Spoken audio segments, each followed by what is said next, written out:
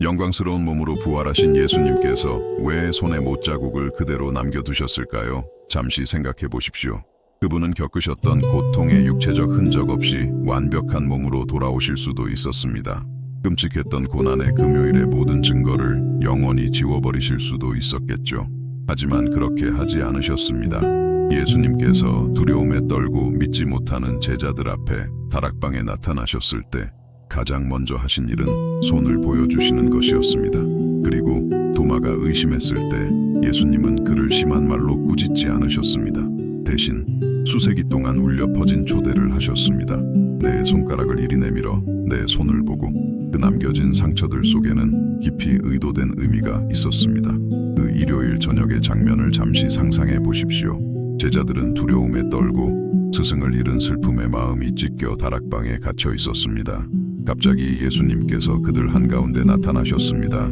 유령처럼 기억 속의 모습처럼이 아니라 살아있고 실제하며 현재 존재하는 모습으로 말입니다. 그리고 그들이 가장 먼저 본 것은 펼쳐진 그분의 손이었습니다. 그들이 잘 알던 손이었습니다. 나병 환자들을 만져 깨끗하게 하셨던 손, 아이들을 안아 축복하셨던 손, 떡을 떼어주고 물고기를 늘리셨던 손이었습니다. 하지만 이제 그 손에는 새로운 것이 있었습니다. 바로 끝까지 이어진 사랑의 영원한 흔적이었습니다. 그 순간의 분위기를 느낄 수 있으십니까?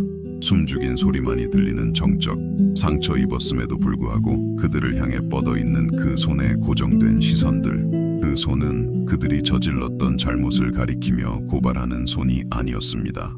가장 힘든 순간에 버림받았던 것에 대한 분노로 꽉 쥐어진 주먹이 아니었습니다. 그것은 사랑으로 상처 입은 용서와 평화를 향해 열린 손이었습니다. 상처에는 깊이 감동적인 무언가가 있습니다. 상처는 이야기를 들려줍니다. 우리 피부의 모든 흔적은 하나의 서사를, 우리가 고통을 겪었지만 살아남았던 시간의 한순간을 담고 있습니다. 어떤 흉터는 자랑스럽게 간직합니다. 어린 시절 용감한 모험의 결과로 생긴 무릎의 상처처럼 말이죠. 다른 어떤 상처는 숨기고 싶어 합니다. 잊고 싶은 순간들을 떠올리게 하기 때문입니다.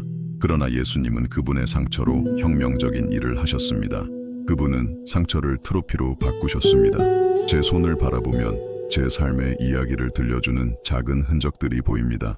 여기 요리를 배우다가 데인 작은 흉터, 저기 도구를 다루는 법을 배우던 시절의 상처. 이 작은 흔적들 하나하나가 저를 형성했던 배움과 성장, 경험의 순간들을 떠올리게 합니다.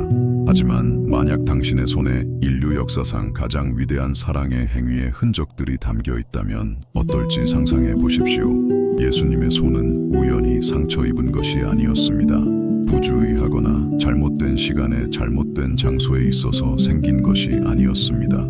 그분은 십자가에 머물기를 선택하셨기 때문에 못이 그분의 손을 의도적으로 꿰뚫었습니다. 그분은 십자가에서 내려오실 수도 있었습니다. 그분을 해방시키기 위해 수많은 천사 부대를 부르실 수도 있었습니다. 하지만 그분은 그곳에 머무셨고 우리가 구원받아야 했기에 사랑이 문자 그대로 그분의 손에 못 박히도록 허락하셨습니다. 그리고 이제 부활하시고 영광스럽게 되셨음에도 불구하고 그 흔적들을 그대로 간직하고 계십니다. 왜일까요? 그 흔적들은 우리를 향한 하나님의 사랑이 그저 아름다운 생각이나 찰나의 감정이 아님을 보여주는 영원한 증거이기 때문입니다. 그것은 피로 봉인되고 부활조차 지우지 못한 상처들 속에 영원히 새겨진 약속입니다. 잠시 당신 자신의 상처들에 대해 생각해 보십시오. 육체적인 것뿐만 아니라 삶이 당신의 마음에 남긴 보이지 않는 흔적들을 말입니다. 아마도 당신에게는 거절의 흉터, 배신의 흔적, 당신에게 던져진 가혹한 말들의 상처가 있을지도 모릅니다. 버려짐과 상실, 실망의 흉터가 있을지도 모르죠. 그리고 아마도 우리 대부분처럼 당신은 그 흔적들을 숨기려 노력해 왔을 것입니다. 그것들이 존재하지 않거나 중요하지 않은 척하면서 말이죠. 하지만 예수님은 상처에 대해 우리에게 다른 것을 가르쳐 주십니다. 그분은 삶에 의해 상처 입는 것에 수치가 없음을 보여주십니다.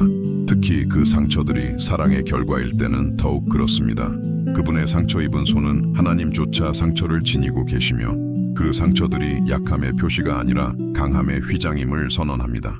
예수님께서 상처 입은 손을 제자들에게 내미셨을 때 그분은 단지 자신의 신분을 증명하신 것이 아니었습니다. 그분은 권능을 이해하는 새로운 방식을 시작하셨습니다. 권능은 상처의 부재가 아니라 상처를 치유의 원천으로 변화시키는 능력에 있습니다. 권능은 고통에 결코 닿지 않는 것이 아니라 고통이 하나님의 사랑에 닿도록 허용하는 것에 있습니다. 예수님의 지상 생활 동안 그분의 손을 상상해 보십시오. 정직한 노동으로 굳은 살 박인 목수의 손이었습니다. 매일의 수고와 거친 나무의 질감, 도구의 무게를 알던 손이었습니다. 그 손은 결코 노고를 겪지 않은 섬세한 손이 아니었습니다. 그것은 생존을 위한 일상적인 투쟁을 이해했던 노동자의 손이었습니다. 그리고 바로 그 노동자의 손이 기적의 도구가 되었습니다. 고된 노동을 알던 손이 이제 맹인들을 만졌고 그들은 보게 되었습니다. 도구의 무게에 익숙했던 손이 이제 인간 고통의 무게를 짊어지고 그것을 치유로 변화시켰습니다. 건축하는 법을 알았던 손이 이제 부서진 삶을 재건했습니다. 그러나 그때 십자가 처형이 다가왔습니다. 그리고 그 소중한 손, 그토록 많은 선한 일을 했던 그 손이 잔인하게 꿰뚫렸습니다. 차가운 쇠못이 피부와 근육, 뼈를 꿰뚫었습니다. 그 고통은 참을 수 없었을 것입니다. 그리고 십자가 위에서 6시간 동안 그 상처 입은 손은 더 이상 만질 수도, 치유할 수도, 축복할 수도 없었습니다. 평소처럼 말입니다. 아니, 그럴 수 있었을까요? 못 박히고 피 흘리며 고통받는 그 손조차도 여전히 뻗어 있었습니다. 하늘을 향해 뻗어 중보하며 아버지, 저들을 용서하여 주옵소서. 저들은 자기들이 하는 것을 알지 못하나이다 라고 하셨습니다. 옆에 있던 강도를 향해 뻗어 오늘 네가 나와 함께 낙원에 있으리라고 하셨습니다. 상처 입었음에도 불구하고 그 손은 계속해서 사역했습니다. 그리고 이제 사흘 후 그 손이 제자들 앞에 있습니다. 상처 입었지만 살아 있습니다. 흔적은 있지만 강력합니다. 흉터가 있지만 여전히 만지고 치유하고 축복할 수 있습니다. 사실 이제는 죽음 자체에 대한 승리의 흔적을 지니고 있기에 그 어느 때보다 더 강력합니다. 예수님께서 도마에게 자신의 상처를 만져보라고 초대하셨을 때 그분은 단지 자신의 부활을 증명하신 것이 아니었습니다. 그분은 상처와 치유에 대한 우리의 이해를 영원히 바꿀 원리를 세우셨습니다. 그분은 우리의 상처가 우리를 하나님의 사랑에서 실격시키는 것이 아니라 그분과의 특별한 친밀함에 우리를 자격 있게 한다고 말씀하신 것입니다. 힘든 시기에 우리를 가장 위로하는 사람들이 종종 비슷한 고통을 겪었던 사람들이라는 것을 깨달으셨습니까?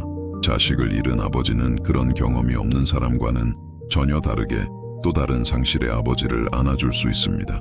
암을 이겨낸 여성은 그 병과 싸우고 있는 다른 여성의 손을 독특한 방식으로 잡아줄 수 있습니다. 상처 입은 사람만이 이해하는 흉터의 언어가 있습니다. 그리고 예수님은 자신의 흉터를 간직함으로써 그 언어에 능통하게 되셨습니다. 그분은 상처 입은 모든 이들을 위한 완벽한 위로자가 되셨습니다. 왜냐하면 그분 또한 상처 입으셨기 때문입니다. 그분은 배신의 고통을 이해하십니다. 왜냐하면 배신당하셨기 때문입니다. 그분은 버려짐을 이해하십니다. 왜냐하면 버림받으셨기 때문입니다. 그분은 불의의 고통을 아십니다. 왜냐하면 부당하게 대우받으셨기 때문입니다. 하지만 더 중요한 것이 있습니다. 예수님의 흉터는 그분이 우리와 함께 고통받으셨다는 단순한 표시가 아닙니다. 그것은 우리의 고통 또한 변화될 수 있다는 약속입니다. 만약 하나님께서 역사상 가장 부당한 상처들을 취하여 그것들을 구원의 도구로 변화시키실 수 있다면 우리의 상처로는 무엇을 하지 못하시겠습니까? 아마 당신은 이 영상을 보고 있으며 치유 불가능해 보이는 상처들을 안고 있을지도 모릅니다. 당신을 부끄럽게 하고 세상으로부터 숨고 싶게 만드는 흉터들이 있을지도 모르죠. 아마 당신의 이야기는 다시 쓰고 싶은 고통스러운 장들로 가득할 것입니다. 하지만 예수님은 상처 입은 손으로 당신의 마음에 부드럽게 속삭이십니다.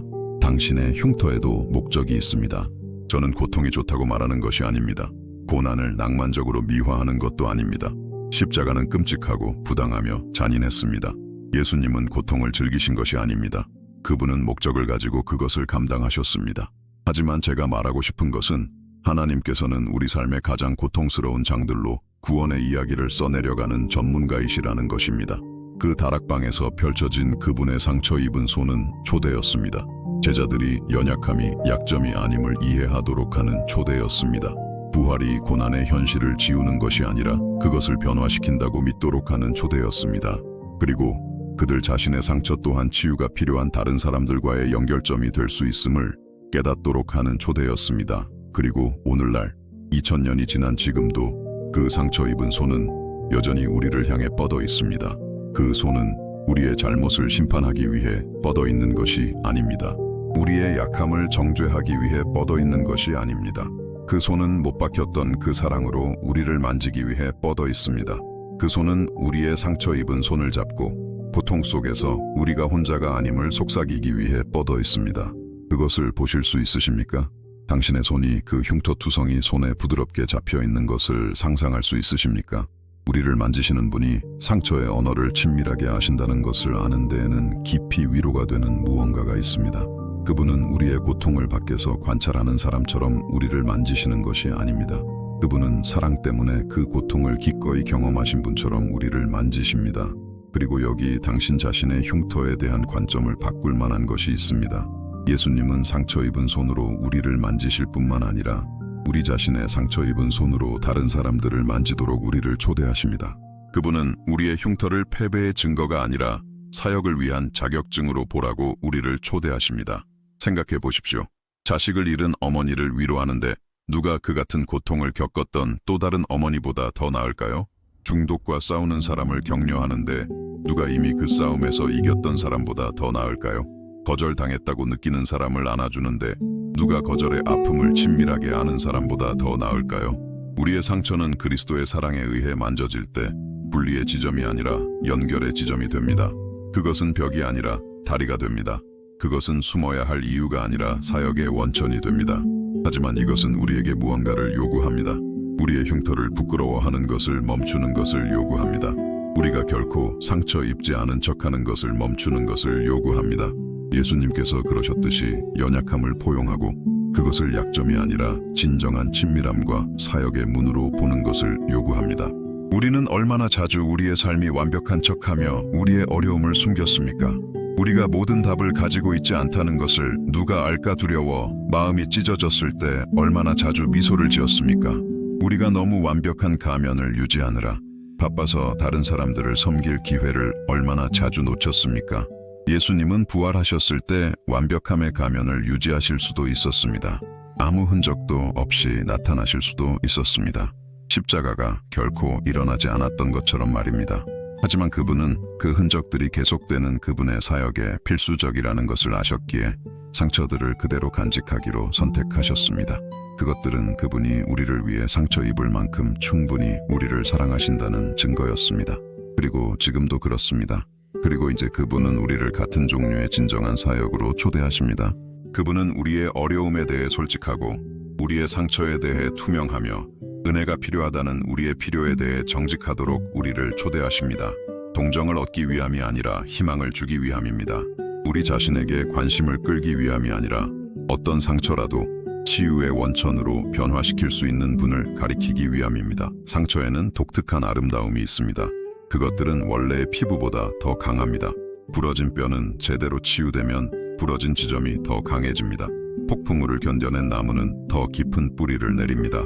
그리고 그리스도께서 자신의 상처를 만지시도록 허락하는 사람은 종종 더 깊은 연민, 더 회복력 있는 믿음, 더 진정한 사랑을 발전시킵니다.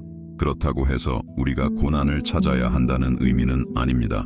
예수님은 고통을 좋아하셨기 때문에 십자가를 찾으신 것이 아닙니다. 그분은 십자가가 구원할 사람들을 사랑하셨기 때문에 그것을 받아들이셨습니다. 마찬가지로 우리는 우리의 고통을 낭만화해서는 안 됩니다.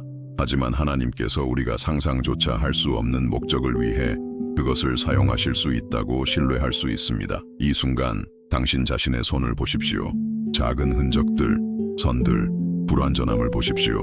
이제 그 손들이 하나님의 손에 사용되어 다른 사람들의 상처를 만지고 위로를 주고 희망을 주는 것을 상상해 보십시오. 당신의 손에는 못자국이 없을지 모르지만 당신의 독특한 여정의 흔적들이 담겨 있습니다. 그리고 그 흔적들은 당신을 특별한 종류의 사역에 자격 있게 합니다. 당신의 격려의 말은 낙담을 아는 사람에게서 나올 때 더 강력합니다. 당신의 위로의 포옹은 고통으로 떨었던 팔에서 나올 때 더 의미 있습니다. 당신의 희망의 제안은 어둠 속을 걸어 빛을 찾았던 사람에게서 나올 때 더 신뢰할 수 있습니다. 예수님은 부끄러워 자신의 흉터를 숨기지 않으셨습니다. 그분은 그것들을 트로피처럼 보여주셨습니다. 그분의 손에 있는 모든 흔적은 사랑이 이겼다, 생명이 승리했다, 구원이 가능하다는 선언이었습니다. 그리고 오늘날 그분은 우리 자신의 흉터를 같은 눈으로 보라고 우리를 초대하십니다. 실패의 증거가 아니라 생존의 증거로, 약함의 표시가 아니라 강함의 증명서로, 당신이 이것을 이해할 때, 정말로 이해할 때 당신 안에 무언가가 변합니다. 당신은 불완전함을 숨기려고 에너지를 낭비하는 것을 멈추고 그 에너지를 다른 사람들이 치유를 찾도록 돕는 데 사용하기 시작합니다. 당신은 과거의 어려움 때문에 자격이 없다고 느끼는 것을 멈추고 그것들이 어떻게 당신을 독특한 사역에 자격 있게 할 수 있는지 보기 시작합니다. 이것이 예수님의 상처 입은 손이 우리에게 가르쳐주는 것입니다. 그것들은 우리의 가장 큰 강점이 종종 하나님께 드려진 우리의 가장 큰 약점에서 태어난다는 것을 가르쳐줍니다. 그것들은 우리의 상처가 우리를 하나님으로부터 분리시키는 것이 아니라 그분과 그리고 치유가 필요한 다른 사람들과 우리를 더 깊이 연결시킨다는 것을 가르쳐줍니다.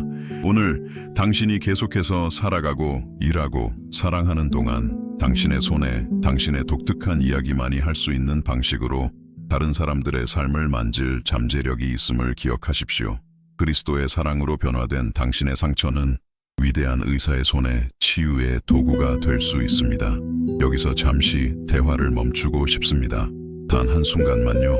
이 메시지가 당신의 마음에 다하 의미가 있었다면 좋아요를 눌러주시길 초대합니다. 이것은 단순한 행동이지만 당신처럼 희망의 말씀이 필요한 더 많은 사람들에게 다가가는 데 큰 도움이 됩니다. 그리고 아직 저희 공동체의 일원이 아니라면 채널을 구독하고 알림벨을 켜서 다음 영상들을 놓치지 마십시오. 그 이상으로 특별한 초대를 드립니다. 당신이 사랑하고 지금 고통이나 불확실한 시간을 보내고 있는 누군가를 생각해 보십시오. 이 영상을 그 사람과 공유해 주십시오. 그것이 그 사람이 피어나는 데 필요한 희망의 씨앗이 될 수도 있습니다. 마지막으로 댓글을 사용하여 당신이 느낀 점을 저에게 알려주세요. 당신의 경험과 이 메시지가 당신의 영혼에 어떻게 닿았는지 정말 알고 싶습니다. 당신의 댓글은 저희 여정의 중요한 부분입니다. 이제 우리의 상처가 어떻게 사역의 다리가 될 수 있는지, 우리의 흉터가 어떻게 사랑의 흔적을 친밀하게 아시는 분의 손에 의해 신성한 은혜의 도구로 변화될 수 있는지에 대한 이 계시 속으로 당신을 더 깊이 이끌고 싶습니다. 고통이 예기치 못한 순간에 문을 두드리고 허락도 없이 식탁에 앉아 마치 가족의 일원인 양자리 잡는 집요한 습관을 가지고 있다는 것을 깨달으셨습니까? 어떤 날은 고통이 너무 크게 소리쳐 숨 쉴 때마다 우리 안에 여전히 피 흘리는 무언가가 있음을, 우리가 숨기고 싶은 무언가가 있음을 상기시킵니다. 왜냐하면 우리는 깊은 곳에서 우리의 상처가 우리를 영원히 규정할까봐 두려워하기 때문입니다. 그럼에도 불구하고 부활 후에도 흔적을 간직하기로 결정한 손에서 직접 나오는 속삭임이 수세기 동안 울려 퍼집니다. 당신을 규정하는 것은 상처가 아니라 그 상처를 감싸는 사랑이며 하나님께서 바로 그 상처들 속에서 드러내실 수 있는 목적이라는 것을 말이죠. 지금 이 순간 당신의 기억이 지우고 싶은 장면들을 떠올릴지라도 당신의 상처들을 다른 시선으로, 즉 각 흉터가 아직 자신의 고통에 갇혀있는 누군가에게 희망의 통로가 될 수 있음을 발견하는 시선으로 바라보도록 초대합니다. 아마 당신은 기억들이 여전히 불타오르거나 누군가 당신이 피하려 하는 그 주제를 건드릴 때마다 심장이 빠르게 뛰는 상황에서 어떻게 이것이 가능할지 궁금할 수도 있습니다. 바로 여기서 우리는 믿음의 깊이, 즉 현실을 무시하지 않고 어떤 공허함보다 더 큰 임재로 그것을 채우는 믿음 속으로 뛰어들기 시작합니다. 고통에 눈을 감는 것이 아니라 두 눈을 크게 뜨고 혼돈을 길로, 상실을 목적으로, 죄를 아름다움으로 변화시키실 수 있는 하나님이 계심을 신뢰하는 믿음 말입니다. 우리의 상처를 그리스도의 상처 입은 손에 맡길 때 일어나는 특별한 일이 있습니다. 즉 모든 쓸모없어 보이던 것이 의미를 찾기 시작하는 구원의 과정이 시작됩니다. 비록 당장은 아니더라도, 비록 그 과정에서 아픔이 있더라도 말이죠. 마치 우리의 부서진 조각들이 하나님의 마음속에서 재배열되어 모든 틈새를 통해 빛을 반사하는 모자이크를 형성하는 것과 같습니다. 하지만 왜 이 과정을 신뢰하기가 그렇게 어려울까요? 아마도 두려움이 교활하여 우리가 상처 입었던 지점에서 우리의 이야기가 끝났다고 말하는 잘 짜인 거짓말을 속삭이기 때문일 것입니다. 과거가 여전히 그렇게 크게 외치는데 어떻게 미래가 있을 수 있냐고 매일 반복해서 말이죠. 바로 그때 우리는 예수님께서 손을 내미시며 도마에게 상처를 만져보라고 초대하셔서 불신앙이 살아있는 신뢰로 변하도록 하신 것을 기억해야 합니다. 하나님은 우리의 의심에 불쾌해하지 않으십니다. 우리가 용기 있게 진실한 기도로 우리의 질문을 제시할 때 그분은 그것들을 받으시고 풀어주십니다. 질문하는 것은 믿음이 부족한 것이 아닙니다. 그것은 진정한 믿음을 향한 첫걸음입니다. 왜냐하면 우리가 투명해질 공간을 허락하는 분만을 온전히 신뢰할 수 있기 때문입니다. 그러나 믿음에 대해 이야기하면서 그것과 나란히 가는 희망을 언급하지 않는다면 불완전할 것입니다. 희망은 단순한 낙관론이 아닙니다. 내일이 더 나아질 것이라고 단순히 믿는 것이 아닙니다. 희망은 우리가 이유를 이해하지 못할 때에도 그분은 여전히 선하시고 여전히 주에 기쁘시며 여전히 현존하신다는 것을 알면서 변치 않는 하나님의 성품에 우리의 기대를 고정시키는 것입니다. 십자가 처형과 일요일 새벽 사이에 암울한 시간 동안 제자들을 지탱했던 것은 바로 이 희망이었습니다. 그리고 오늘날 당신에게도 이 희망이 다가와 하나님의 침묵은 결코 버림이 아니라 잉태의 시간이라고 말하고 있습니다. 하나님은 모든 것이 멈춰 있는 것처럼 보일 때에도 새로운 것을 엮어내고 계십니다. 그러므로 하나님에 대한 신뢰는 우리가 고통의 골짜기를 통과하는 것이 그분의 마음에 더 가까이 다가가게 한다면 그분께서 우리를 고통에서 서두르지 않으신다는 것을 깨달을 때 자라납니다. 결국 진정한 친밀함은 잔치에서만 건설되는 것이 아닙니다. 그것은 별 없는 밤에 우리를 붙드는 손이 우리와 함께 어둠을 헤쳐나갈 만큼 굳건하다는 것을 발견할 때 더 깊어집니다. 이 여정에서 우리는 극복하는 법을 배웁니다. 무슨 일이 일어났는지 잊어버려서가 아니라 그 일어난 일을 다른 방식으로 의미화할 은혜를 받기 때문입니다. 극복한다는 것은 성령께서 영혼의 죽은 부분에 숨을 불어넣어 현재가 무색해 보일 때에도 미래가 여전히 존재한다는 것을 깨닫도록 돕는 것을 허용하는 것입니다. 그리고 신성한 사랑에 대해서는 무엇을 말할 수 있을까요? 그것은 부드러운 감정에만 국한되지 않습니다. 그것은 우리의 마음이 결코 혼자가 아니었음을 이해할 때까지 우리와 함께 머물기로 한 영원한 결정입니다. 이 사랑은 인간 존재의 가장 어두운 영역까지 내려와 죄책감으로 얼룩진 우리의 손을 잡고 우리가 여전히 다시 시작할 자격이 있음을 상기시켜 줍니다. 완벽하신 하나님께서 상처를 지닌 모습으로 자신을 드러내시는 것에서 깊은 해방감을 느낍니다. 마치 나는 깨진 자들로부터 멀어지지 않는다. 나는 그들과 동일시하고 그들의 이야기에 들어간다고 속삭이시는 것 같습니다. 그분께서 거룩하시면서도 자신의 흔적을 보이는 것을 부끄러워하지 않으신다면 우리는 무엇이라고 우리의 것을 숨겨야 할까요? 구원이라는 단어가 이 이야기의 모든 조각을 엮어냅니다. 구원은 하나님께서 당신의 책에 있는 모든 구겨진 페이지들을 가져다가 그중 한 장도 찢어내지 않고 이야기를 다시 쓰는 것입니다. 고통의 장은 찢겨지지 않고 빛을 받아 그 줄거리가 그분을 따르는 자의 영광을 드러내도록 합니다. 그리고 용서에 대해 이야기하지 않고는 구원에 대해 이야기할 수 없습니다. 왜냐하면 많은 상처가 우리에게 일어난 일 때문이 아니라 우리가 상처 입었음을 상기시키는 것으로 간직하는 원한 때문에 계속 피 흘리기 때문입니다. 용서하는 것은 정의를 포기하는 것이 아닙니다. 그것은 하나님께서 의로우시며 우리가 우리의 손으로 해결할 수 없는 것을 그분께서 돌보실 것이라고 신뢰하는 것입니다. 그것은 과거에 우리를 묶어두는 짐을 내려놓고 현재를 포용하며 가벼운 미래를 향해 나아가는 것입니다. 그러므로 내적 치유는 용서하려는 이러한 결정이 성령의 행동과 만날 때 일어납니다. 성령께서는 상처로 인해 남겨진 공허함을 회복시키는 사랑으로 채우십니다. 그분은 단순히 먼지를 가리기 위해 덮어버리는 것이 아닙니다. 그분은 기억 속에 박힌 모든 고통의 조각들을 조심스럽게 제거하고 그 자리에 평화의 씨앗을 심어 고요한 기쁨으로 싹트게 하십니다. 그리고 기도는 이 씨앗이 자라는 흙이 됩니다. 기도하는 것은 단순히 말하는 것이 아닙니다. 그것은 하나님 안에서 숨쉬는 것이며 모든 고통의 한숨이 아버지와의 대화로 변하도록 허용하는 것입니다. 기도의 침묵 속에서 친밀함이 꽃을 피웁니다. 왜냐하면 거기서 우리는 어떤 소음보다 더 깊이 말씀하시는 음성을 듣는 법을 배우기 때문입니다. 이러한 친밀함은 우리를 어려운 시기에 희망이 추상적인 개념이 아니라 경험이 되는 곳으로 인도합니다. 모든 것이 무너지는 것처럼 보일 때 마음을 감싸는 부드러운 임재를 느껴본 적이 있으십니까? 그것은 상상이 아닙니다. 그것은 폭풍이 당신을 익사시키지 않을 것이라고 상기시키는 성령이십니다. 왜냐하면 예수님께서 여전히 거친 물 위를 걷고 계시기 때문입니다. 그분은 파도가 없을 것이라고 약속하시지 않습니다. 그분은 배 안에 꾸준히 함께 계실 것을 약속하십니다. 그리고 우리가 이것을 이해할 때 눈물이 얼굴에 떨어지는 비와 섞일지라도 계속해서 노를 젓는 힘을 찾습니다. 하지만 넘어짐 없는 믿음의 여정은 없으며 그러므로 우리는 화해에 대해 이야기해야 합니다.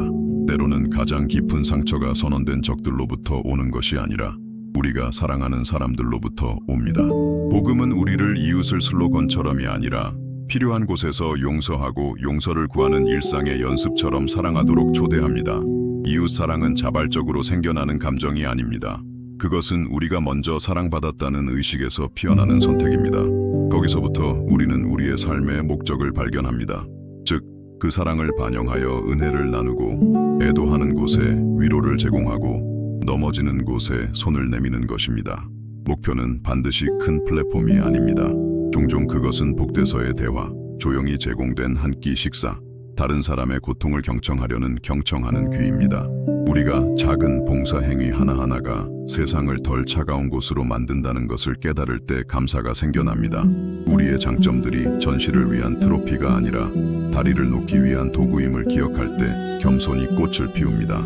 우리가 진정한 위대함이 얼마나 많은 사람들을 일으켜 세우는가에 의해 측정되는 것이지 얼마나 많은 박수를 받는가에 의해 측정되지 않는다는 것을 이해할 때 봉사는 의미를 얻습니다. 그리고 이러한 사랑의 실천 속에서 내적 평화가 자리 잡습니다. 그것은 외부 갈등의 부재가 아니라 영원한 상처를 지닌 손 안에 우리 삶이 안전하다는 확신에서 오는 내적 조화의 존재입니다. 이 평화는 인내를 먹여 살립니다. 모든 것이 포기를 암시하는 것처럼 보일 때 우리를 서 있게 하는 조용한 힘입니다. 인내한다는 것은 결코 넘어지지 않는 사람의 고집이 아닙니다. 그것은 모든 넘어짐이 은혜로 지탱되는 재기 뒤에 올 수 있다는 확신입니다. 그러므로 회개는 고립된 행위가 아니라 삶의 방식이 됩니다. 그것은 매일 말씀을 나침반 삼아 방향을 맞추기로 선택하는 사람의 태도입니다. 모든 수정된 일탈은 변화의 기회임을 인정하는 것입니다. 성령의 임재는 이 과정을 가능하게 합니다. 왜냐하면 그분은 우리가 변화가 필요한지도 몰랐던 영역들을 밝히시고 우리에게 생명으로 인도하는 목소리와 파괴를 속삭이는 목소리를 구별할 영적 분별력을 주시기 때문입니다. 그리고 이 여정 한가운데서 상황에 의존하지 않고 확신에 의존하는 그리스도 안의 기쁨이 샘솟습니다. 그것은 역풍이 불 때에도 가슴을 채우는 가벼움입니다. 왜냐하면 우리 안에는 끝이 이미 쓰여졌고 승리가 제거되지 않을 것이라고 상기시켜주는 신성한 음악이 흐르고 있기 때문입니다. 또한 포기하고 순종하는 마음도 생겨납니다. 부담으로서가 아니라 우리를 먼저 사랑하신 분에 대한 사랑의 응답으로서 말입니다. 우리가 지휘자가 누구인지 발견할 때 순종은 그분이 작곡하신 멜로디 위에서 춤추는 것이 됩니다. 그러므로 성결은 감옥이 아니라 우리의 원래 디자인에서 우리를 멀어지게 하는 사슬 없이 걷는 자유입니다. 시련에 직면하는 것은 버려짐의 표시가 아니라 성령의 열매가 무르익는 실험실이 됩니다. 사랑, 희락, 화평, 오래 참음, 자비, 양선, 충성, 온유, 절제. 각 열매는 제때에 무르익고 마음의 순결은 말씀의 물로 진리의 씨앗을 매일 물주면서 길러집니다. 어떤 순간에는 금식이 필요할 것입니다. 거래로서가 아니라 접시를 비우고 영혼을 채우는 의존의 표현으로서 말입니다. 어떤 날에는 밤늦도록 잠 못 이루는 가운데 속삭이는 하나님의 음성을 듣는 것만이 우리가 할 수 있는 전부일 것입니다. 그분은 우리에게 연민과 자비가 복수보다 우월한 길임을 상기시켜 주십니다. 이 영적 깨어있음 속에서 우리는 무소유의 가치를 배웁니다. 우리가 집착하는 것들이 배가 전진하는 것을 막는 닻이 될 수 있음을 깨닫기 때문입니다. 영적 해방은 단 한 번의 사건이 아닙니다. 그것은 말씀에 대한 우리의 순종을 재확인하는 일상적인 선택의 과정입니다. 믿음으로 산다는 것은 매일 세상의 빛이 되기로 결심하는 것입니다. 비록 어두운 구름이 하늘을 덮을 때라도 말이죠. 자신의 힘으로가 아니라 하나님의 은혜가 우리를 굳건히 붙들기에 충분하다는 것을 신뢰하면서 유혹에 저항하는 것입니다. 그리고 우리가 넘어질 때 그 은혜를 인정하는 것은 다친 무릎을 숨기지 않고 일어나는 것입니다. 그분은 우리에게 손을 내미는 것을 결코 지치지 않으신다는 것을 알면서 말입니다. 그러면 찬양과 예배가 입술뿐만 아니라 우리가 숨쉬는 공기부터 그리스도의 재림에 대한 희망에 이르기까지 모든 세부 사항에 대한 감사를 반영하는 삶의 태도 속에서 넘쳐 흐릅니다. 이 희망은 우리에게 인내를 가르칩니다. 왜냐하면 우리는 모든 눈물이 닦일 날을 기다리기 때문입니다. 그때까지 우리는 그분께서 우리가 내딛는 모든 발걸음의 원천이심을 의식하며 하나님께 의존합니다. 물론 이 과정에서 깊은 의심이 생겨납니다. 영혼의 뿌리를 내린 것처럼 보이는 상처가 정말로 치유될 것인지 의문을 품는 것은 정상입니다. 세상이 완벽함의 외양만을 중요하게 여기는 것처럼 보일 때 흉터를 드러내는 것을 두려워하는 것은 자연스러운 일입니다. 하지만 바로 이러한 질문들 속에서 하나님은 더욱 실제적인 모습으로 자신을 드러내시며 우리를 정직한 대화로 초대하십니다. 그분은 우리의 가면이 필요하지 않으십니다. 그분은 니스칠하지 않은 우리의 마음을 원하십니다. 왜냐하면 거기서 그분은 눈에 보이는 것보다 훨씬 더 큰 기적을 행하시기 때문입니다. 아마 지금 당신은 당신에게 깊은 상처를 준 누군가나 지우기 어려운 흔적을 남긴 결정을 떠올리고 있을 것입니다. 아마도 수치가 당신의 마음 주위에 벽을 쌓아 하나님께서 끊임없이 제공하시는 사랑을 받지 못하게 막고 있을 것입니다. 하지만 기억하십시오. 예수님께서 자신의 흉터를 부끄러워하지 않으셨다면 당신은 왜 당신의 것을 부끄러워해야 할까요? 은혜는 이야기에 차별을 두지 않습니다.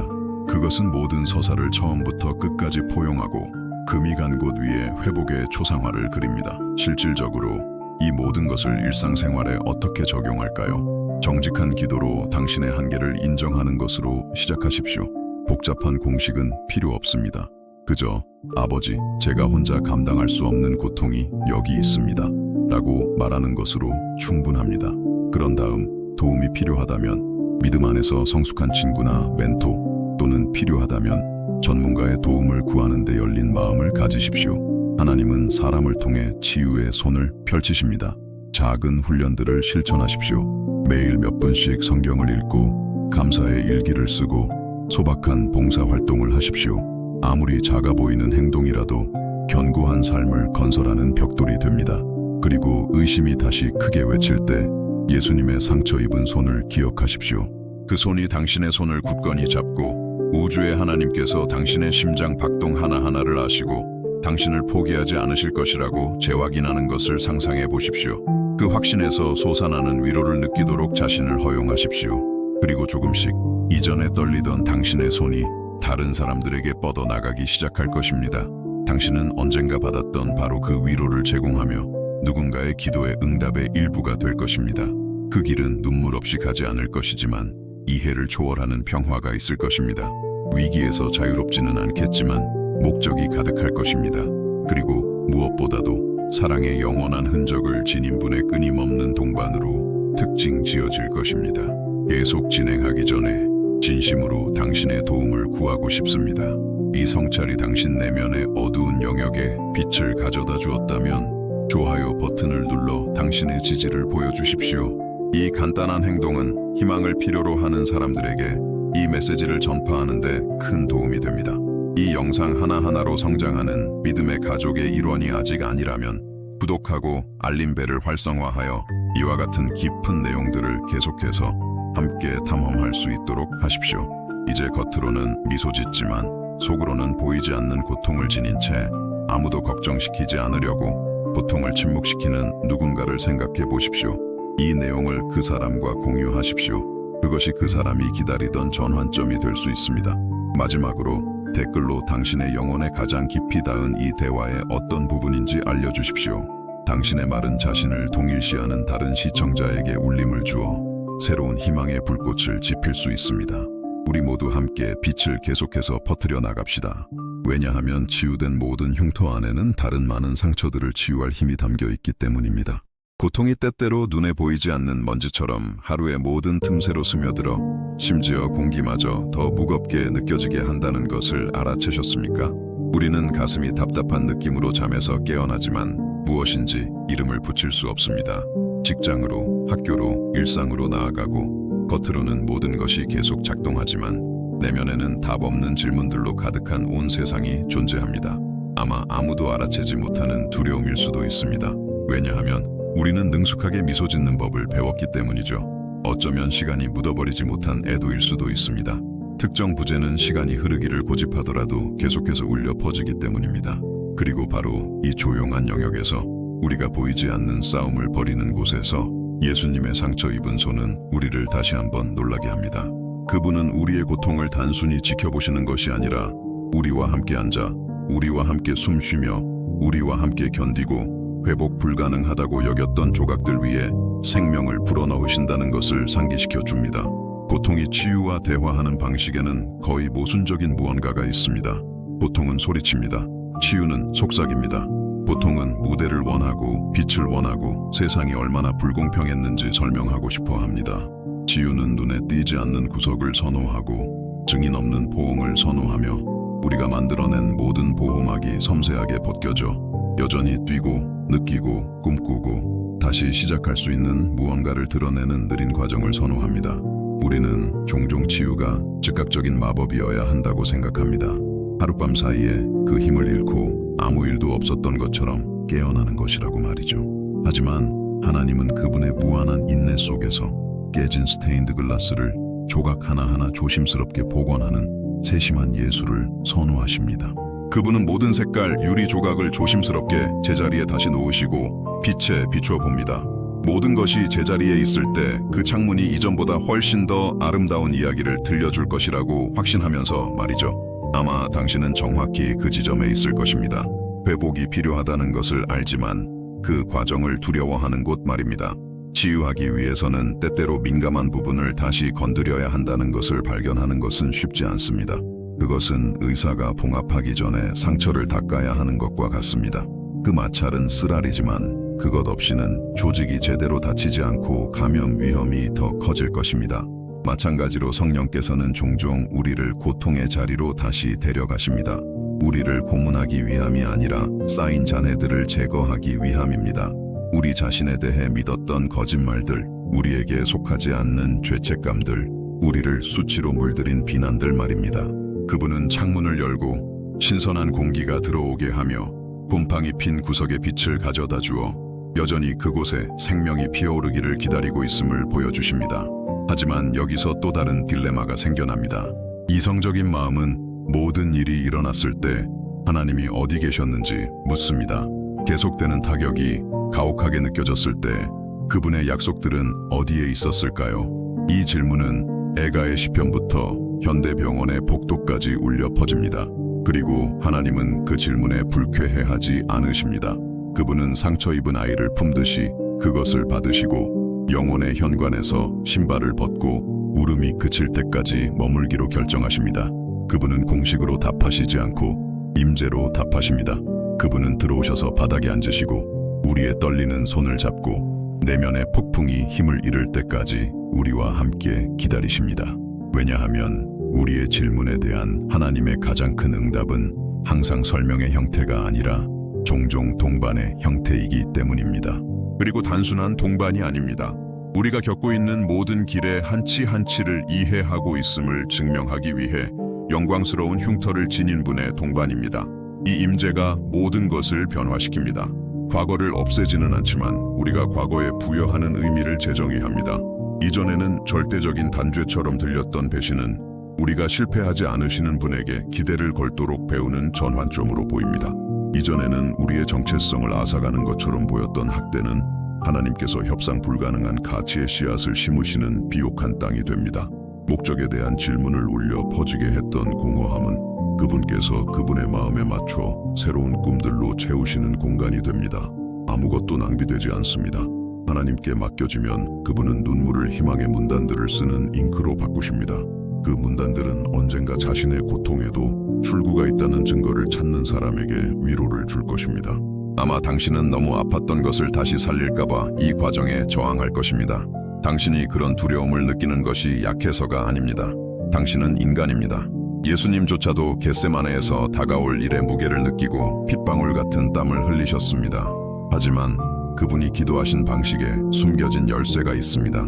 아버지, 할만하시거든 이 잔을 내게서 지나가게 하옵소서. 그러나 나의 원대로 마옵시고 아버지의 원대로 하옵소서. 거기에는 고통을 피하려는 욕구와 아버지께 순종할 때 더 큰 것이 성취될 것이라는 신뢰 사이에 정당한 긴장이 있습니다. 순종한다는 것은 자신을 포기하는 것이 아닙니다. 그것은 모든 깨진 조각이 어디에 맞는지 정확히 아시는 손에 자신을 맡기는 것입니다.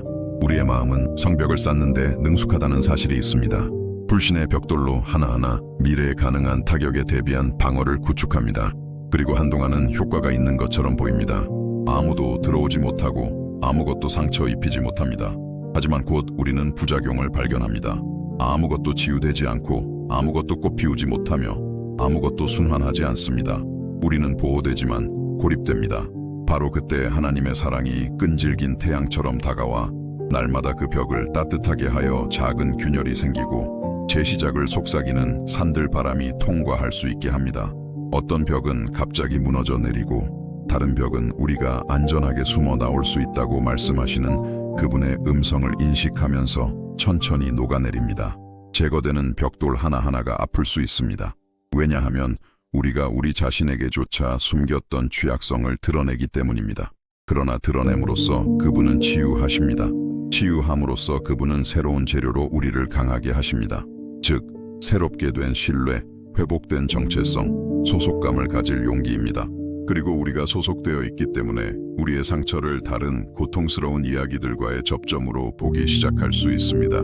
피부에 드러난 바느질 자국이 비극을 상기시키는 대신 여전히 피 흘리는 사람을 만지는 다리가 되는 것을 상상해 보십시오. 그것은 알코올 중독에서 벗어난 사람이 막 금주한 사람들의 멘토가 되고 폭력 생존자가 다른 여성들을 위한 쉼터를 만들고 이전의 불안증 환자가 이제 믿음의 빛 안에서 정서적 돌봄의 실천을 가르치는 것과 같습니다. 그들은 자신들이 겪었던 일을 부정하지 않습니다. 그들은 그것을 재해석합니다. 흉터는 여전히 거기에 있지만 감염도 지끈거리는 통증도 없습니다. 치유된 사람들을 볼 때 저는 그 흉터가 여기서 내 삶이 끝났다가 아니라 여기서 새로운 것이 시작되었다는 증거가 되었다는 것을 깨달았습니다. 그리고 이러한 치유 방식에는 특별한 아름다움이 있습니다. 왜냐하면 그것은 비교를 조장하지 않기 때문입니다. 각 과정은 독특합니다. 각 흉터는 신성한 예술가의 독점적인 분놀림을 드러냅니다. 이것은 다른 사람들의 인정에 대한 지루한 경쟁을 종식시킵니다. 나는 더 많이 고통받았는지 덜 고통받았는지 증명할 필요가 없습니다. 나는 여정의 어디에 있든 사랑받고 있음을 인정하기만 하면 됩니다. 그때 나는 좋아요나 학위, 가족이나 교회 승인으로 나의 가치를 측정하는 것을 멈추는 자유를 발견합니다. 나의 정체성은 자신의 몸에 사랑의 흔적을 지니기로 선택하신 분 안에 뿌리를 둡니다. 이 기초는 비판에 흔들리지 않고 실패에 무너지지 않으며 침묵의 계절에도 부서지지 않습니다. 그것은 내가 태어나기도 전에 영원히 시간 앞에 고개를 숙였던 십자가 위에서 세워졌기 때문에 견고하게 남아 있습니다. 하지만 우리는 여전히 십자가 처형의 금요일에 있는 것처럼 느껴지고 아직 새벽이 오지 않은 일요일을 기다리는 날들은 어떨까요? 바로 여기서 믿음과 희망이 어둠 속에서 서로를 포옹합니다. 믿음은 사실을 기억합니다. 예수님께서 부활하셨으니 불가능한 것은 하나님께 장애물이 될 수 없습니다. 희망은 미래를 투영합니다. 그분께서 죽음을 이기셨으니 나를 마비시키는 것 또한 이길 수 있습니다. 사실과 미래 사이에는 현재가 있습니다. 우리가 흐느끼며 숨 쉬고 이해하지 못하면서도 나아가는 이 공간 말입니다. 그리고 이 현재에서 우리는 상황의 논리가 아니라 변치 않는 하나님의 성품에 신뢰를 두는 법을 배웁니다. 그분은 모든 것이 사라진 것처럼 보일 때에도 신실하심을 이미 증명하셨습니다. 그분은 변하지 않으셨습니다. 두려움이 밤의 불청객처럼 당신의 문을 찾아올 때 당신이 혼자 방에 있는 것이 아님을 기억하십시오. 누군가가 소파에 앉아 부드러운 눈빛으로 말하고 있습니다. 나는 이 느낌을 안다. 나도 겟세마네에서 떨었다. 하지만 우리는 함께 머물 것이다. 이 우리는 판도를 바꿉니다. 왜냐하면 초점을 우리의 부족함에서 그분의 충분함으로 옮기기 때문입니다. 그리고 놀랍게도 바로 이 동반 속에서 우리는 치유의 첫 징후들을 보기 시작합니다. 심장이 뛰지 않고 1시간 더 잘 수 있고 영혼을 기쁘게 하던 오래된 취미를 다시 시작할 수 있으며 부끄러움 없이 도움이 필요하다고 말할 수 있게 됩니다. 아주 작은 걸음처럼 보일지 모르지만 하나님의 나라에서는 자유를 향해 걸어갈 때 모든 센티미터가 마일처럼 중요합니다. 물론 여정에는 후퇴도 포함됩니다. 재발하는 날들, 필요한 날들, 다시 답 없는 질문들이 생기는 날들이 있습니다. 하지만 후퇴가 진전을 무효화하지 않습니다. 그것은 치유가 직선이 아님을 상기시켜 줄 뿐입니다. 하나님은 우리의 오고 감에 짜증내지 않으십니다. 그분은 그대로 계십니다. 걷는 법을 배우는 아이를 생각해 보십시오. 얼마나 자주 넘어집니까? 아버지는 무릎이 까지는 것 때문에 사랑을 삭감하지 않습니다. 오히려 매번 넘어짐 뒤에는 일으켜 세우는 손, 격려하는 말, 다음 단계를 축하하는 미소가 따릅니다. 우리의 하늘 아버지도 마찬가지이십니다. 그분은 실패를 계산하지 않으십니다. 그분은 모든 시도를 보물처럼 수집하시며 우리가 지금 어디에 있는지가 아니라 우리가 어떤 사람이 되어가고 있는지를 보십니다. 그러나 어떤 싸움은 이해하기 어려운 것 같습니다. 밤의 괴물처럼 변장한 두려움, 굳은 근육 속에 숨어있는 긴장, 예상치 못한 감정적 유발 요인으로 변하는 트라우마가 있습니다. 이럴 때 성령께서는 하늘의 치료사처럼 행동하시고 때로는 지상의 치료사들에게 우리를 인도하시며 믿음과 전문적인 돌봄이 서로를 배제하지 않고 손을 맞잡고 나아간다는 것을 보여주십니다. 그분은 대화, 약, 호흡 운동, 자연 산책, 성경 구절, 음악, 긴 포옹 등을 사용하십니다.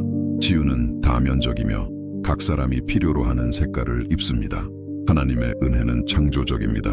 그것은 적응하고 개인화하고 상황에 맞춥니다. 결코 표준화하지 않습니다. 그리고 이 과정에서 우리는 치유 또한 한계를 인정하는 것임을 발견합니다. 우리는 전능하지 않습니다. 어떤 흉터는 민감하게 남아있을 것이고 어떤 영역은 관리가 필요하며 감염이 다시 생기지 않도록 가끔 기억들을 다시 방문해야 할 것입니다. 이것이 하나님께서 실패하셨다는 것을 의미하지 않습니다. 그것은 우리가 아직 충만함이 완성되기를 기다리는 세상에 살고 있음을 의미합니다.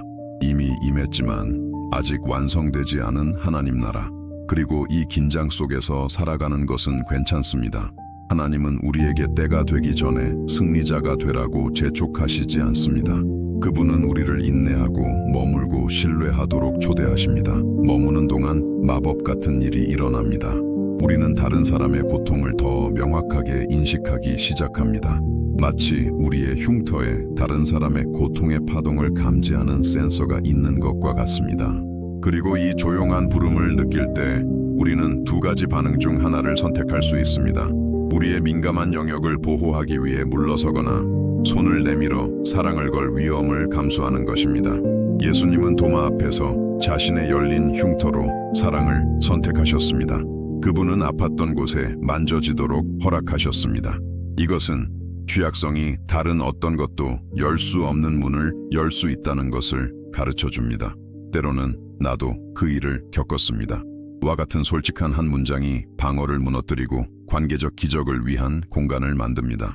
그러나 취약하다는 것은 아무에게나 세부 사항을 쏟아내는 것이 아닙니다. 그것은 안전한 장소, 성숙한 사람들, 적절한 순간을 분별하는 것입니다.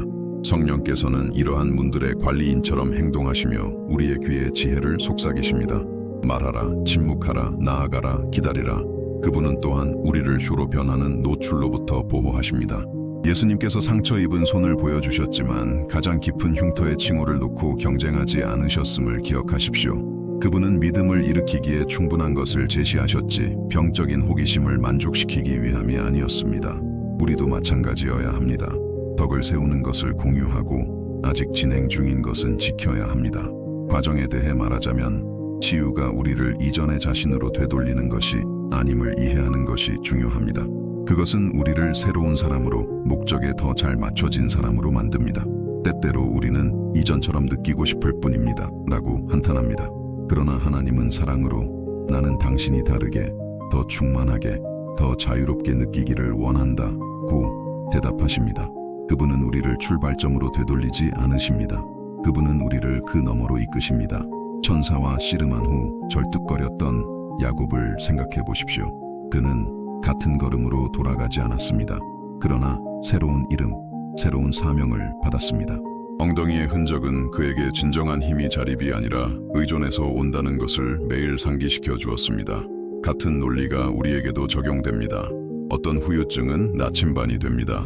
우리의 북극은 은혜이고 우리의 버팀목은 관계이며 우리의 최종 목적지는 증거임을 나타냅니다.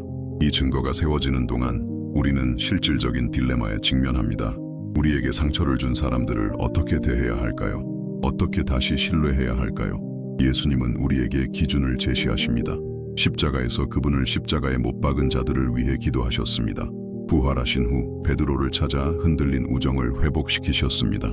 그러나 도마에게는 즉시 지도력을 주지 않으셨습니다. 성장을 기다리셨습니다. 이것은 용서는 의무적이지만 화해는 권장되며 신뢰를 회복하는 것은 과정임을 가르쳐 줍니다. 우리는 치유하는 동안 건강한 경계를 설정하면서 거리를 두고 사랑할 수 있습니다. 하나님은 우리를 발판으로 삼으시는 것이 아니라 다리가 되게 하십니다.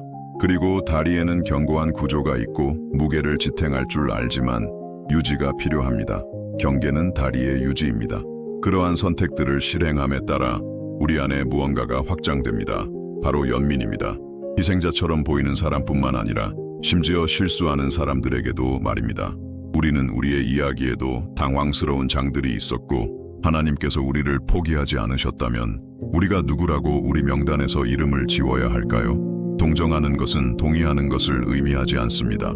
그것은 악의 근원이 종종 치유되지 않은 고통이라는 것을 이해하는 것을 의미합니다. 우리는 그들의 존엄성을 훼손하지 않고 태도를 직면할 수 있습니다.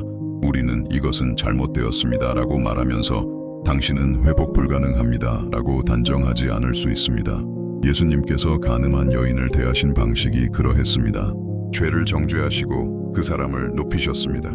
그리고 그분의 손가락이 모래에 새긴 자비의 언어는 고발자들을 침묵시켰습니다. 손가락에 대해 말하자면 도마가 그 흔적들을 만졌던 장면을 다시 기억하십시오. 그 접촉은 귀한 것을 상징합니다. 하나님은 만져질 수 있는 친밀함을 허락하십니다. 그분은 멀리 있는 이론이 아닙니다. 그분은 만져질 수 있는 현실입니다.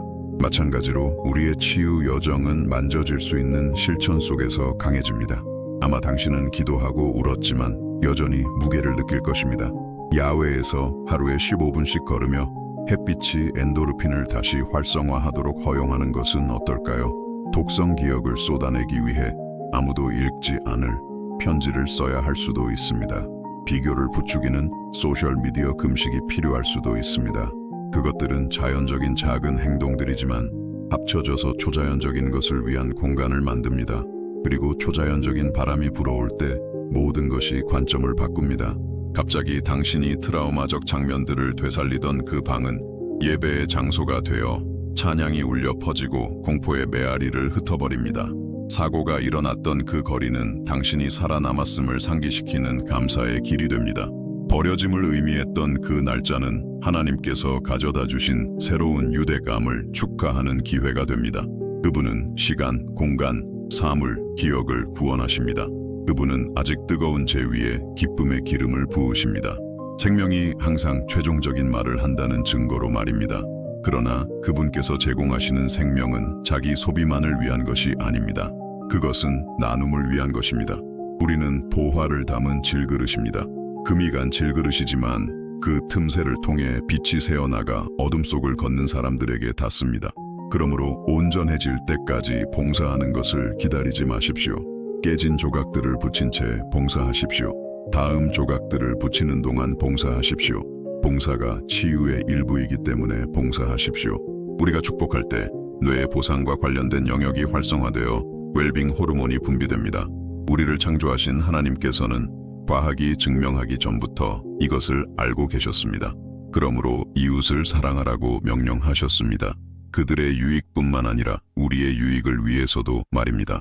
그러나 사랑하려면 에너지가 필요하고 에너지는 휴식을 요구합니다. 예수님은 배에서 주무셨고 기도하기 위해 한적한 곳으로 가셨고 축제를 즐기셨습니다. 자기 돌봄은 이기주의가 아닙니다. 그것은 하나님께서 거하시는 성전의 정직이 정신입니다. 몸에 휴식을 주지 않으면 영혼이 이자를 청구합니다. 그러므로 조용한 시간, 가벼운 독서, 자발적인 웃음의 순간들을 가지십시오. 생산적이지 않아도 해질녘을 감상하는 것을 허용하십시오. 땅조차 열매를 다시 맺기 위해 휴경 기간이 필요합니다. 당신의 마음도 마찬가지입니다. 휴식하는 동안 적극적인 감사를 실천하십시오. 매일의 작은 기적들을 나열하십시오. 커피향, 친구의 문자 메시지, 좋은 기억을 되살리는 음악. 감사는 고통을 부정하지 않습니다. 단지 고통에게 무대의 독점권을 주기를 거부할 뿐입니다. 그것은 균형을 가져다주고 모든 것에도 불구하고 아름다운 일들이 일어나고 있음을 상기시켜줍니다. 그리고 마음이 감사하는 법을 배우면 눈은 자동적으로 계속 감사할 이유를 찾게 되어 희망의 선순환을 형성합니다. 이 순환 속에서 눈물 속에서도 찬양하는 기술을 발견하십시오. 찬양은 공연이 아닙니다. 그것은 상황이 반대를 암시할 때에도 신뢰를 선언하는 것입니다. 우리는 모든 것이 잘 되어서 노래하는 것이 아닙니다. 그분께서 선하시기 때문에 노래합니다. 그리고 우리가 노래하는 동안 내면의 사슬이 약해지기 시작합니다. 우리의 음이 강력해서가 아니라 선포된 진리가 보이지 않는 영적 구조를 움직이기 때문입니다. 바울과 실라가 감옥에서 문이 열리기 전에 노래했던 것을 기억하십시오. 아마 당신의 노래 또한 오래된 녹슨 자물쇠를 풀 준비가 되어 있을 것입니다. 그리고 언젠가 목소리가 나오지 않을 때 성령께서 말할 수 없는 탄식으로 우리를 위해 중보하신다는 것을 기억하십시오. 우리는 항상 기도를 언어로 표현할 수 없을 것입니다. 아무도 이해하지 못하는 눈물을 흘리며 한숨만 쉬는 오후도 있을 것입니다. 그래도 그분은 모든 한 방울을 하늘에서의 한 문장으로 번역하십니다. 아무것도 잃어버리지 않습니다. 그분은 영원한 가죽 부대의 모든 눈물을 담으시고 날짜, 시간, 이유를 기록하십니다. 그리고 신비로운 방식으로 그 눈물 방울들을 씨앗으로 만드셔서 추위가 지나간 후 기쁨으로 꽃 피우게 하십니다. 추위에 대해 말하자면 포옹의 힘을 과소평가하지 마십시오. 포옹이 스트레스 호르몬인 코르티솔을 감소시키는 옥시토신을 분비한다는 연구 결과가 있습니다. 하나님은 우리를 촉각적인 존재로 만드셨습니다. 그러니 건강한 포옹을 받고 주고 스스로에게 허용하십시오. 그것들은 말없이 내가 여기 있다, 당신은 혼자가 아니다 라고 말합니다. 예수님께서 나병 환자를 치유하기 전에 만지셨을 때 전달하신 메시지가 바로 그것이었습니다. 먼저 애정, 그리고 기적. 우리도 같은 모델을 따릅시다. 이 여정의 어느 시점에서 당신은 예상치 못한 것을 깨달을 것입니다. 당신을 괴롭히던 그림자가 선명도를 잃었습니다. 여전히 존재하지만 더 이상 공포를 유발하지 않습니다. 그것은 치유가 진전되었다는 신호입니다. 이때 아마도 새로운 두려움이 생겨날 것입니다. 모든 것이 되돌아오면 어쩌지, 다시 깨지면 어쩌지. 숨을 쉬세요. 모든 것을 붙들고 계신 분을 기억하십시오. 치유를 유지하는 것은 당신의 힘이 아니라 그분의 신실하심입니다. 재발이 일어난다면 아버지의 품으로 돌아가십시오. 그분은 제때가 되기 전에 퇴원시키지 않으십니다. 안락하게 기대고 붕대를 다시 감고 나아가십시오. 그리고 나아가는 동안 당신의 이야기가 한때 고통의 잉크로 쓰여졌지만 이제는 은혜의 새로운 언약이 되었음을 발견할 것입니다. 사람들이 다가와 듣기를 원할 때 놀라지 마십시오. 그들은 당신 안에서 상처 입은 손에 의해 만져져 이제는 치유하는 자가 된 사람의 눈빛을 보게 될 것입니다. 어떤 이들은 이것을 회복력이라고 부를 것입니다. 우리는 그것을 구원이라고 부릅니다. 당신이 겪은 일 후에 어떻게 미소 지을 수 있는지 물을 때 그분은 책을 비극의 장에서 끝내기를 거부하신 저자에 대해 이야기해 주십시오. 이 고백은 지친 마음속에 희망의 불꽃을 지필 수 있습니다. 이 순간 저는 당신이 의도적인 한 걸음을 내딛기를 초대합니다. 이 말씀 속에서 당신 안의 빛을 발견했다면 좋아요 버튼을 눌러 당신의 삶의 신호를 보여주세요. 이 간단한 클릭은 이 메시지가 가치를 지니며 지금 이 순간 어둠 속에서 고군분투하는 사람들에게 다가가는 데 도움이 된다는 메시지를 알고리즘에 보냅니다. 아직 이 공동체의 여정의 일부가 아니라면 구독하고 알림벨을 활성화하여 우리의 여행이 계속되고 모든 새로운 단계가 나눔으로써 의미를 더하도록 하세요. 이제 농담 뒤에 눈물을 숨기거나 아무도 걱정시키지 않으려고 고통을 침묵시키는 누군가를 잠시 생각해 보세요. 이 영상을 희망의 열쇠를 건네듯이 그 사람과 공유하세요. 그것이 모든 것이 잠겨 있는 것처럼 보이는 곳에 치유의 문을 열어줄 수 있는 행동일 수도 있습니다.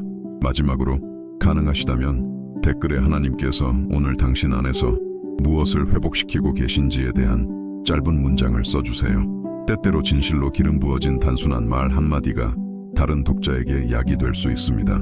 우리 모두 함께 한 걸음 한 걸음 우리를 찾아오신 그 상처 입은 손이 모든 눈물이 먼 기억이 되고 모든 흉터가 승리한 사랑의 걸작이 되는 날까지 우리의 손을 놓지 않을 것이라고 믿으며 계속 나아갑시다. 마침내 해가 지평선 너머로 내려앉아 하늘이 생생한 파란색에서 부드러운 복숭아색, 금색, 보라색으로 바뀌어갈 때 빛이 닿았던 모든 것 위에 잠시 멈추는 순간이 있습니다. 이 섬세한 강역, 즉 작별하는 온기와 다가오는 신선함 사이에서 마음은 종종 조용한 재고조사를 합니다. 우리는 뒤를 돌아보며 걸어온 발자취들을 봅니다.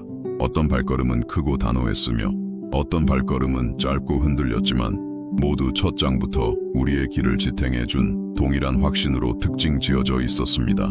예수님의 상처 입은 손이 모든 시간 동안 우리의 손과 엮여 있었다는 확신 말입니다. 이제 황혼이 기억에 부드러운 색을 입힐 때 우리는 지하강이 표면으로 길을 찾아 영혼 전체에 평온을 넘쳐 흐르게 하듯이 감사가 맥박치는 것을 느낄 수 있습니다. 한밤중에 천둥처럼 울려 퍼졌던 그 출발점의 질문을 기억합니다. 왜 부활하신 분은 흉터를 그대로 간직하기로 결정하셨을까? 이 시점에서 그 대답은 더 이상 이론 속에 머물지 않습니다.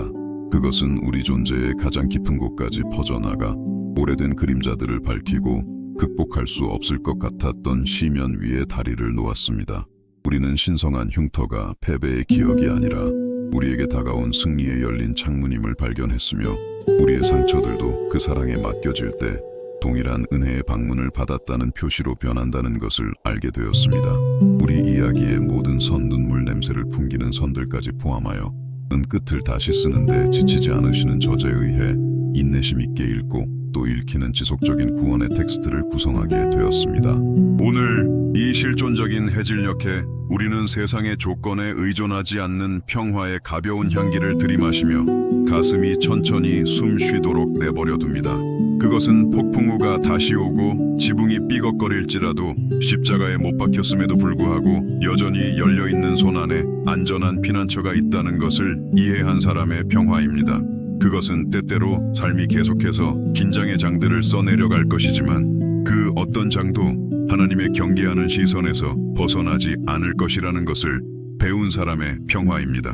그분은 쓰여지기 전에 모든 줄을 읽으시고 줄거리의 모든 굴곡을 미리 아시며 정확한 순간의 휴식의 쉼표나 전환점을 삽입할 곳을 아십니다. 아마 당신은 저처럼 여전히 피부 아래에서 몇몇 통증이 맥박치는 것을 느낄 것입니다. 여기에는 위장하는 것이 없습니다. 영혼의 특정 부분은 여전히 만지면 민감하며 괜찮습니다. 변한 것은 우리가 더 이상 취약함을 인정하는 것을 두려워하지 않는다는 것입니다. 오히려 우리는 이제 영혼의 한 구석이 여전히 진행 중이라는 사실에서 아름다움을 봅니다. 왜냐하면 그것은 이야기가 끝나지 않았다는 것을 의미하기 때문입니다. 상처가 있다면 치유의 공간이 있습니다. 치유의 공간이 있다면 내 손가락을 이리 내밀라 고 말씀하시며 불신앙을 경외심 가득한 놀라움으로 바꾸시는 그분을 다시 만날 기회가 있습니다. 그리고 이 지속적인 과정 속에서 마음은 여전히 맥박치면서도 쉴 줄 압니다. 토기장이께서 다음 날 아침에만 드러날 무언가를 무대 뒤에서 빚고 계신다고 확신하면서 말입니다. 마음이 타고난 본성상 불안하여 남아있는 도전들을 나열하기 시작할 때 우리는 이미 겪었던 모든 것을 기억하기만 하면 됩니다. 결정적인 것처럼 보였던 골짜기들, 끝없는 것처럼 보였던 밤들, 단죄하는 것처럼 보였던 침묵들, 이 모든 순간들 속에서 가느다란 불꽃이 계속 타오르고 있었습니다. 오늘날 그 불꽃은 여전히 살아있을 뿐만 아니라 성령의 조용한 숨결로 피타져 자라났습니다. 그리고 바로 이 온화한 숨결과 우리의 새로운 호흡이 앞으로는 아무것도 낭비되지 않을 것이라는 확신을 지탱합니다. 우리가 다시 광야로 밀려난다면 모래에는 이전에 우리와 동행했던 분의 발자국이 남아있을 것입니다. 우리가 산에 오른다면 바람은 이미 우리 가슴에 새겨진 진리들을 속삭일 것입니다. 우리가 다시 정원으로 돌아간다면 모든 것을 만져 새롭게 하는 부활의 익숙한 향기를 느낄 것입니다. 이 성찰의 해질녘에 우리의 내면의 눈은 이전에는 눈에 띄지 않던 세부 사항들을 알아챕니다. 작은 기적들의 표면 위에서 춤추는 미세한 빛, 우리에게 옆에 있는 누군가에게 응답이 되라고 초대하는 속삭이는 부름, 우주의 맥박을 조절하는 은혜의 규칙적인 리듬, 그리고 나서 부드럽게 우리가 더 큰 노래 안에 삽입되어 있다는 의식이 떠오릅니다. 우리가 말하는 모든 이해는 없어서는 안 될 화음처럼 울려 퍼집니다. 모든 단순한 연민의 행동은 영원한 멜로디를 완성하는 음표처럼 들립니다.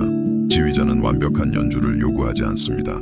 그분은 불완전한 악기들을 그분께서 꿈꾸셨던 바로 그 음색으로 현이 울릴 때까지 조율하십니다.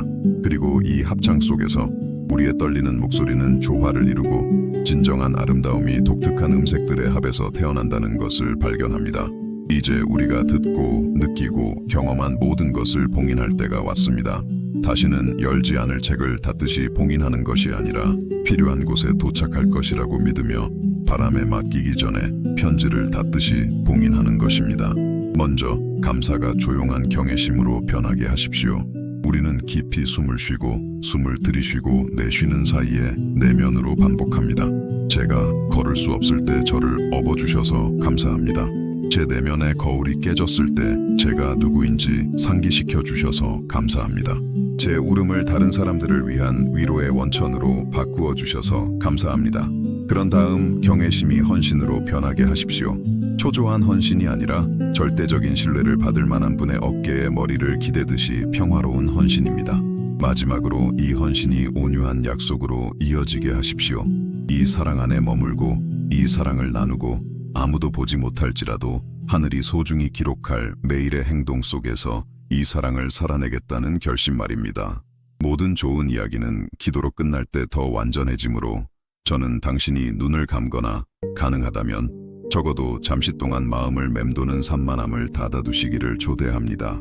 천천히 숨 쉬고 비록 생각으로만이라도 이 기도에 당신의 목소리를 합하십시오. 저희가 발음할 수 있는 어떤 이름보다 위대하신 아버지, 저희는 이 땅이 당신의 임재로 가득 차 있음을 알기에 맨발로 나아갑니다. 당신 아들의 영광스러운 흉터에 감사드립니다. 그 흉터들은 죄책감보다 크게, 고통보다 깊게, 두려움보다 멀리 계속해서 말씀하십니다. 이 여정의 모든 장을 통틀어 당신께서 저희가 오랫동안 치유 불가능하다고 여겼던 상처 위에 당신의 섬세한 손길을 느끼게 해주셔서 감사합니다. 오늘 저희는 여전히 맥박치는 것들을 당신께 바칩니다. 불타는 기억들, 끊임없이 따라다니는 죄책감들, 짓누르는 피로들, 이 모든 지점들을 부활하신 당신의 손에 부드러운 기름 부음으로 만지시고 죽음이 새우며 들려 했던 곳에 생명이 솟아나게 하소서.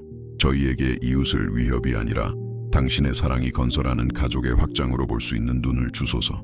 저희가 오랫동안 기쁨을 금식했던 자들에게 희망의 떡을 나누어 줄 수 있게 하소서. 모든 새벽을 당신의 돌보심에 살아있는 증거로, 모든 저녁을 당신 안에서만 존재하는 휴식으로 초대하는 것으로 인식하도록 저희를 가르치소서. 땅이 협조하지 않는 것처럼 보일 때에도 저희의 발을 굳건히 붙드소서. 저희를 지탱하는 반석은 어떤 보이는 불안정성 너머에 있음을 상기시켜 주소서.